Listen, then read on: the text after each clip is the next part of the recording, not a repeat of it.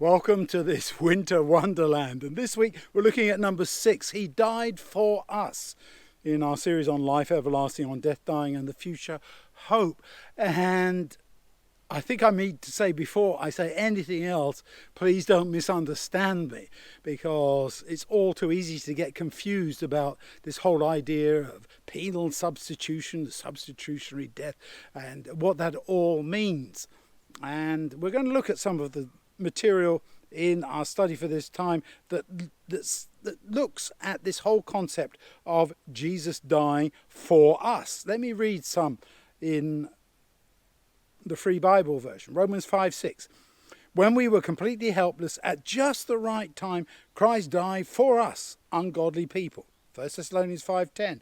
He's the one who died for us, so that whether we are alive or dead, we shall live together with him.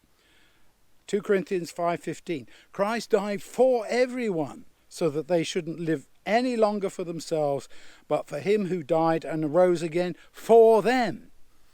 Now, in English, that preposition for can mean lots of different things, but I would like to suggest to you that he's not saying on behalf of or instead of, he's saying for. When I give a Christmas present, say, to someone, I say, it's for you. It's a gift for you. Christ is giving a gift for us. He's giving it to us. He's not saying, I'm giving this instead of you or on behalf of you. That wouldn't make any sense. So we have to be very careful when we read Scripture that we don't bring in all this other baggage, if you want, theological baggage, that says, well, that's what it has to be. Let me read you a quote that's in the notes for this time, because I think it is very helpful, from F.W. Camfield. For if there is one conclusion which had come almost to be taken for granted in enlightened Christian quarters, it is that the idea of substitution has led theology on a wrong track, and that the word substitution must now be dropped from the doctrine of the atonement as too heavily laden with misleading and even false connotations. And I would want to amen that, these misleading and even false connotations, because what do we really say when we say that Christ is our substitute in that very forensic sense and a penal, legal sense? Then we are saying that God is punishing his son, and he's doing this because he has to, or because sometimes we want to modify that a little bit and say, well, justice demands it or something. But we end up with, I believe, a terrible picture of God. That God is in some way, even if he's not enjoying it, maybe I could say it like that, he has to do it. He has to punish because that's what he said. But if you go back right there to the beginning, God said, the day you eat, you will certainly die. He didn't say, I will execute you. He didn't say, I will punish you. He didn't say, I will exact vengeance.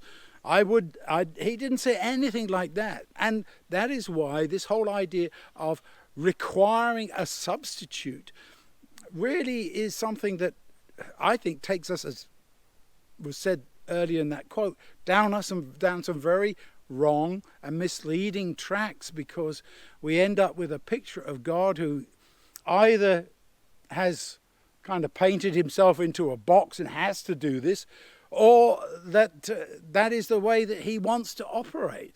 We don't have any indication of Jesus paying off the Father. There's nothing in Scripture that says that. Jesus gives himself. I give my life a ransom for many. He doesn't say who he paid it to. It's a bit like when we say, on a day like today, traveling is difficult. And you might arrive at somebody's place and you might say something like, it was really tough out there. The journey was horrible. It cost me a lot to get here. And you don't say, well, how much? You just know that it was an experience that was difficult and painful. The same with Jesus. He doesn't pay God with God's blood, as it were. He is also God, don't forget that. No, he is offering himself not as a penal substitute, as if that was possible. Do we accept that in our courts? No. You don't have somebody saying, okay, this person, he committed murder and now he's sentenced to death, I'll take his place. We say, no. and God himself says, the person who sins shall die. You can't have a substitute for that. It just doesn't work that way.